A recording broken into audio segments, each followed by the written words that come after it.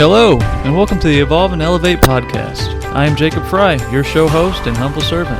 I have an unwavering belief that no matter where you are, who you are, what you have, or what the story of your past may hold, you have the ability and inner strength to design and realize your best self tomorrow, if only you will put in the effort today.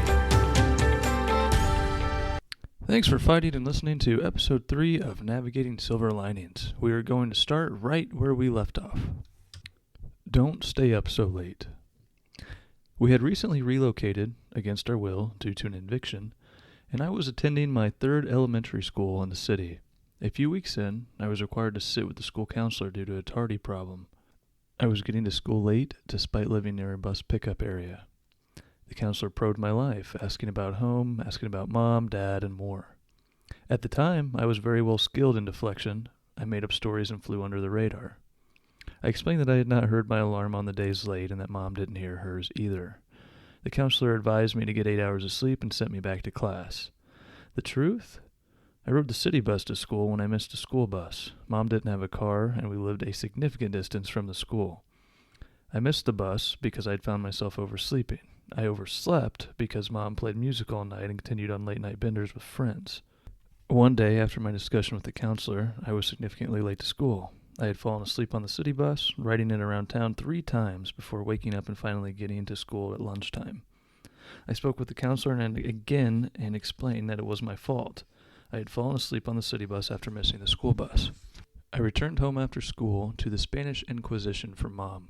Why did she get a phone call that I was late for school? Why did I miss the bus?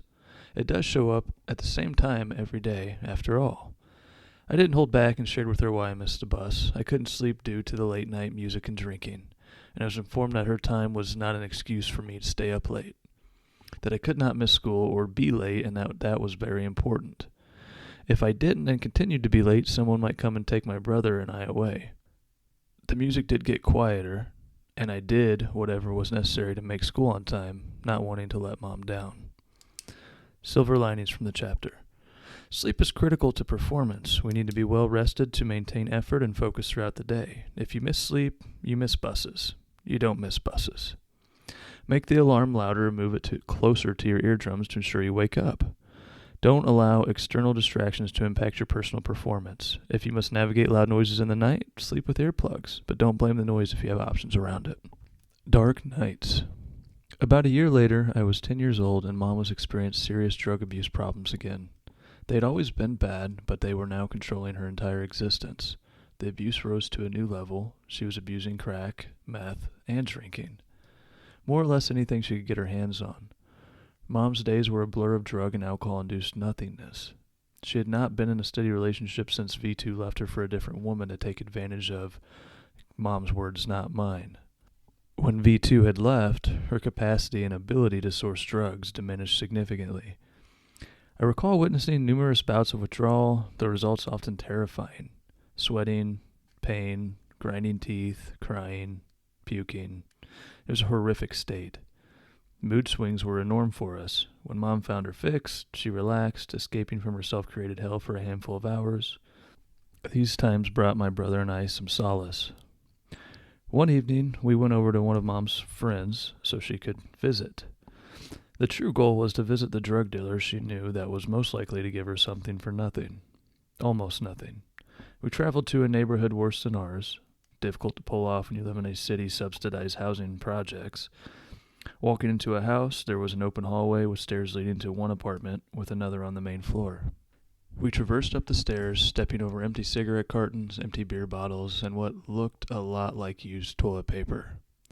Knocking on the door, a guy came, opened it, and grumbled something. I believe the grumble was to acknowledge that one of his regular fiends, as he called Mom, had arrived. For the next half hour, Mom tried to convince him to give her what I would call crack on credit. At the time, I did not completely understand the dynamics of the discussion, but ultimately he gave her the drug she wanted and mentioned he would be over later for payment. As my brother and I drifted to sleep, someone knocked at the door.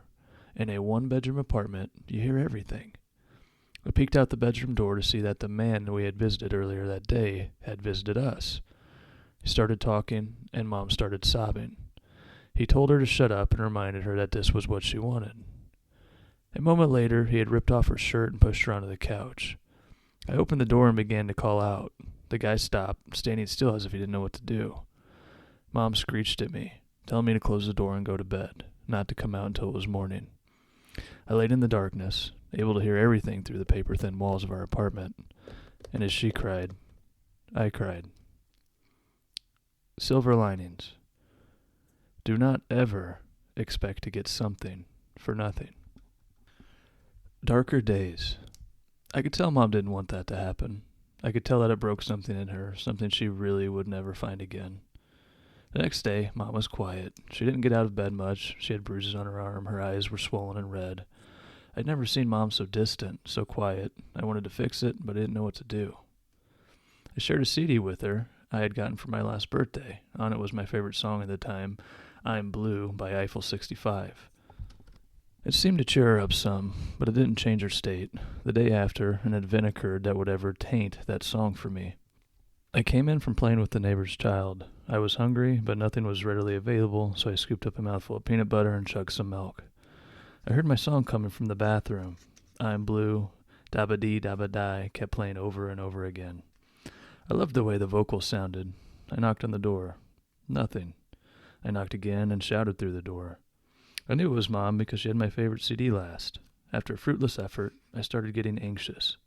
I heard a knock on the front door. It was one of Mom's friends, a girl she had known since her teenage years. She looked frightened, asking where Mom was. Told her she was in the bathroom and that I couldn't get in. She ran, pounding on the door, trying to get into the bathroom. She yelled at me to get help, so I ran upstairs to get the neighbor. He came down to see what was going on, confused as to why a child was dragging him down into his neighbor's apartment. Mom's friend told the man that it was an emergency and that she needed to get into the bathroom to save Mom. She told us that she had gotten a call from her and that she sounded suicidal. The man kicked the door in and gasped. He ran over to the phone and dialed 911 as Mom's friend went to the bathroom. She began crying as she processed the scene, the neighbor giving information to the 911 operator, Mom's friend sobbing. I began to walk towards the bathroom. Mom's friend had cut the music and saw me approaching. She yelled for me to go outside and not to look, but it was my mom, and I was worried, and it was too late. I looked into the bathroom, and the floor was covered with pills and blood all over. Mom was in the tub, incoherent, and she couldn't keep her head up. She was bleeding from both of her wrists. I started crying uncontrollably as the neighbor grabbed me and took me outside. I didn't understand this experience any more than I understood others. I broke down, sobbing for my mom. Why would she hurt herself? What did my brother or I do to make her do this? Police and paramedics came flying around the corner. Lights and sirens accompanied them all the way to the doorstep. 2 paramedics rushed into the apartment with a police officer and another stayed outside to question the neighbor and I. My brother was with our grandpa at the time, and I am grateful he didn't have to see this. Not too much later, the paramedics were carrying Mom to the ambulance. Her wrists were wrapped in gauze, and her body was wrapped in a medical blanket. The wrist wraps were soaked in a crimson color. She was unconscious as she disappeared into the back of the ambulance. I thought I was going to lose my mom forever at the time. After the police wrapped up their questions, I was taken by an officer to my grandpa's. My brother and I didn't know how to handle this. We were children, and we continued to have what little stability we felt we had stolen from us. The phone rang, and Grandpa spoke to an employee at the hospital. Mom was going to be okay and would survive. However, she was being committed to the 8th floor, which served as a psych ward for the city. My brother and I would get abnormally acclimated to this floor, as Mom would end up there many more times over the years. Silver linings. It is true that we don't often realize what we have until it's gone, or at least that we believe it's gone. It's a game changer when we begin to cherish who and what we have in the present moment, rather than reminisce their memory. The 8th floor. Stepping off the elevator, we were greeted by a large metal door with a call box below a camera. Grandma pushed the button. Grandpa never visited Mom on the 8th floor, as he was usually the one working to get her committed there, and stated that we were there to visit Mom. A buzzer sounded and the door opened for us. We found ourselves between 2 large metal doors. After the one behind us had securely latched, another buzzer sounded, and the door next unlatched for our entry. A nurse greeted us and took us to a sign in at the nurse's station. Passing several patients in bedrooms who had their door open, one yelled to us that the CIA was watching him because the CIA had bugged his popcorn and were listening to his thoughts. In another, an elderly man stood naked in the corner of his room staring at the wall. After signing in, the nurse escorted us to the visitation room. Walking in, there were a handful of circular tables with chairs, a couple of jigsaw puzzles in the corner of the room. The nurse went to find Mom. She entered, her wrist still wrapped from the self-inflicted injury. She looked like a zombie. I recognized the look. It was the same look she had when she was suffering withdrawal. I knew she would be suffering by herself in the hospital without anyone or anything to help her through it, and my heart bled for my mom. We played Uno for a little while, Mom constantly apologizing for everything. She made the same promise she always had made when she was in a bad situation, that she would never do drugs again, that she would take care of us and put us first if God gave her one more chance. And while I desperately wanted to believe it, I had begun to harden against the empty promises. As we were leaving, she began to cry at the table, her wrists wrapped, her body drained. It all consumed me with pain. The heartache followed me where I went. While staying with Grandpa, our supervision was not any more vigilant than it was with Mom. Getting to school on time and being home for bed was more or less the only requirements. I began failing in school. I even skipped a couple days and ran around town. I had stopped caring, and I hardened myself against life so that nothing could hurt me the way that this did. I was spiraling out of control. I found out Mom was transferred to a state psych ward several hours away. She had been diagnosed with bipolar and schizophrenia disorder. This diagnosis later helped me better understand many of the experiences my brother and I witnessed in our childhood. At the time, it only made me think that I might be crazy. I had Googled the diseases and read an article that heredity may play a role in the disorders. I was failing school and thinking I may end up on the 8th floor if I had similar disorders. Then Dad called. Silver linings. Sometimes we must accept the fact that others in our life simply will not change. We must accept them for who they are, love them, but do not continue to put our emotions on the line in expectation of change. Intervention. Dad called to check in on me. He had heard about what was going on with Mom. He knew I was failing in school and skipping classes. He knew that if I continued this way, I would adopt it as a way of life. Not hesitating, he made the executive decision to have me move in with him. I had always respected and looked up to my father. I always knew I needed to get away from Quincy. My brother was doing well, and he adored his life with Grandpa, ultimately choosing to stay in Quincy. It was a brisk Saturday morning when Dad pulled into the Section 8 apartment complex. My bags were packed, with what little I had at the time. All of it stuffed into a retro suitcase Grandpa had lent me. It was a rather unnoteworthy event. Dad pulled in, sat with us for a few moments, and we were putting the suitcase in the car within minutes. Said goodbye to my brother, and I hopped into the car. Dad asked if I needed or wanted to say goodbye to anyone else. I didn't have anyone other than those I had already said goodbye to. I mentally said goodbye to Mom, the kids I knew, the drunks, the drug addicts, the bullies, but little did I know, I was simply trading one version of dysfunction for another. After a few hours of driving, we finally pulled onto Memory Lane. That's really the street name. In passing a couple of trailers, we arrived at Dad's cabin. Dad lived with his wife and her 2 children from a previous marriage. They inhabited a cabin in the woods, only 75 feet from the Sangamon River near Decatur, Illinois. Dad was very much at home in the woods and on the river.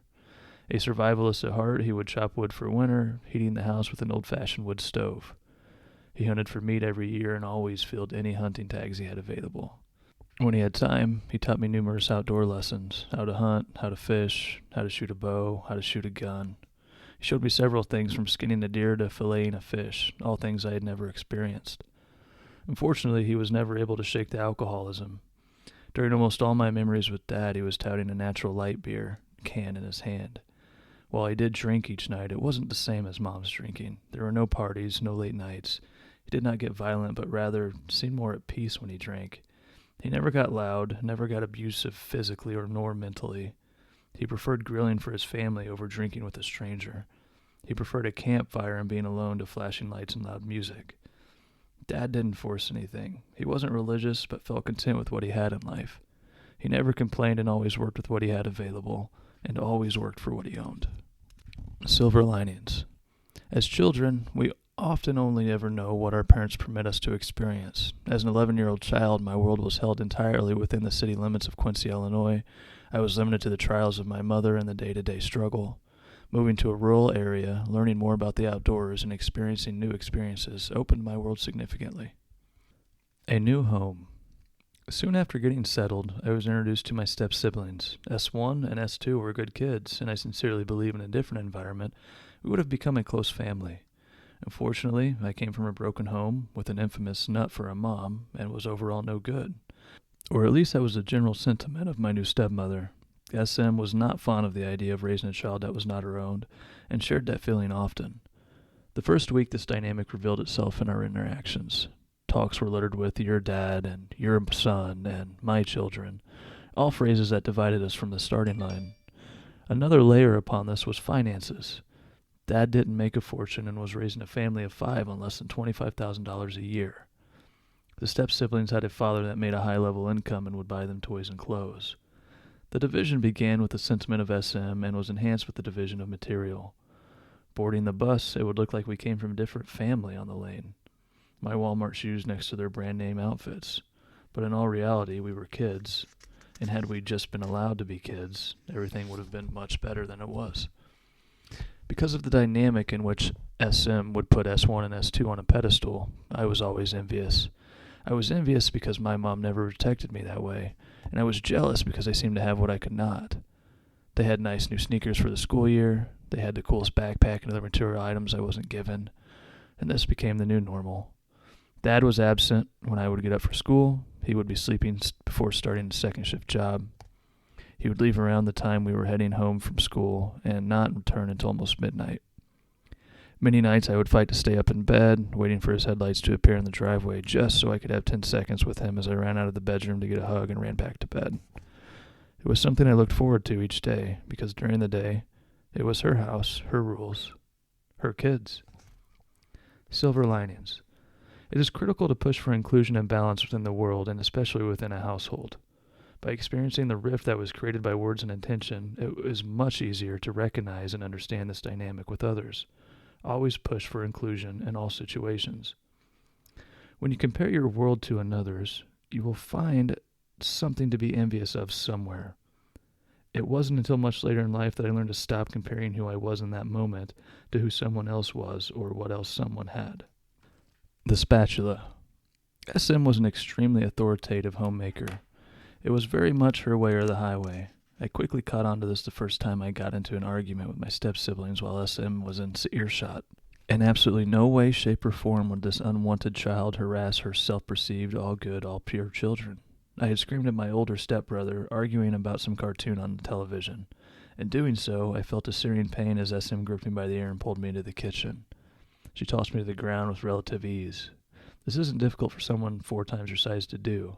Scolding me, she brandished what had become the bane of my existence for some time, a large metal spoon, the kind of spoon you use to stir a pot of chili that feeds 20 people.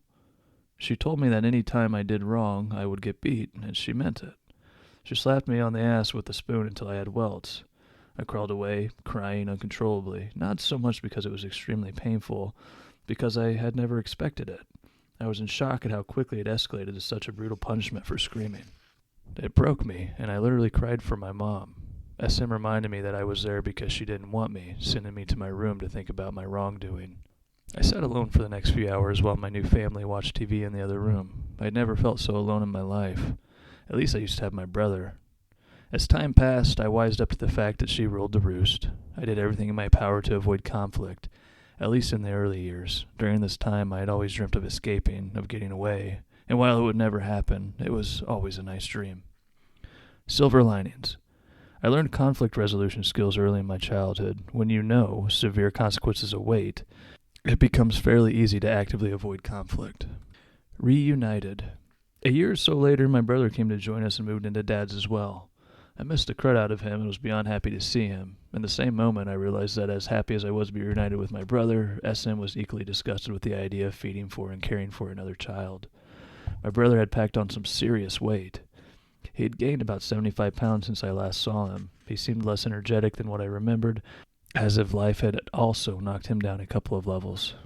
Grandpa could not continue watching him and decided it was best for him to move in with us. Honestly, I believe it boiled down to money. Everything always seemed to boil down to money. Dad couldn't raise a house on $25,000 a year and still be able to send support for brother. It just wasn't sustainable. Grandpa drove up to drop him off and visited for a little while. He cracked a joke about his weight, saying he was eating him out of house and home. I didn't care what the reason was. I was just happy to be with my brother again. But as with most things in life, things changed. Our relationship was never really the same again after the time we apart. I had changed, he had changed, and we were both stuck in a whirling cyclone of dysfunction, just trying to get through it. Silver linings. Change is an unrelenting fact of life. Among many others, our bodies change, our minds change, and our environment changes. We must learn to be agile and to adapt rather than resist. Busted. I was sent to counseling with a middle school counselor due to falling behind in some classes. During our discussion, the inevitable inquiry into home life came up. The counselor asked about my relationship with my stepfamily.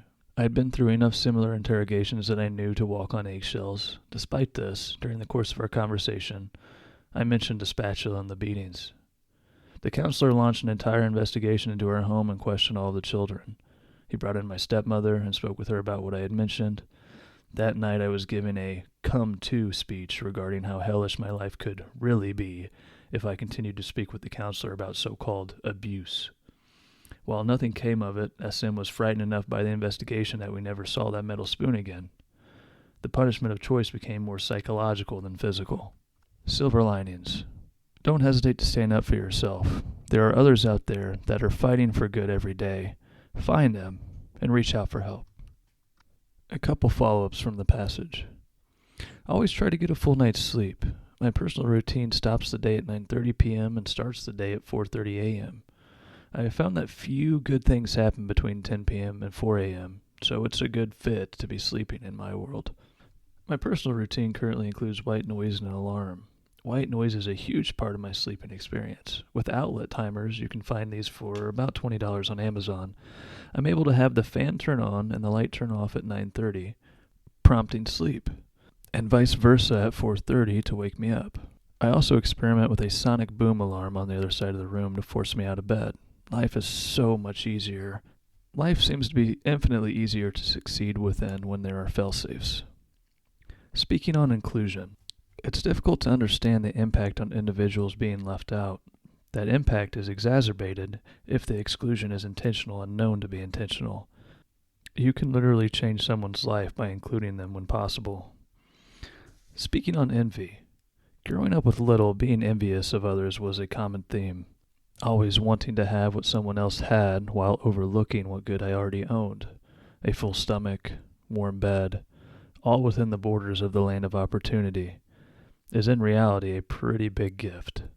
To help with envy, seek gratitude, and aim to work on the self. By improving ourselves, the abundance we see with others will inevitably find its way to us. As always, thank you for listening, and I hope you have a great week. This is Jake, signing off. And remember, when things are looking down, you always have the choice to stay up.